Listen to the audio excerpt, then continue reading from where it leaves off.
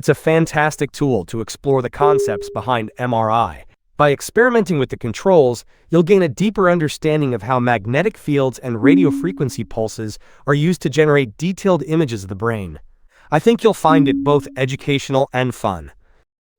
This simulation showcases how a strong magnetic field aligns protons, and then a radiofrequency pulse tips them, allowing us to measure the energy released as they realign.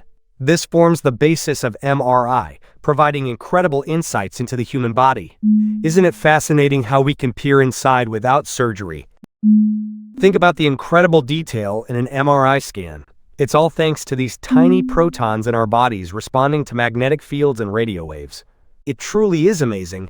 I invite you all to try out this interactive simulation for yourselves at bionichaos.com/MRI_sim/ and share your feedback.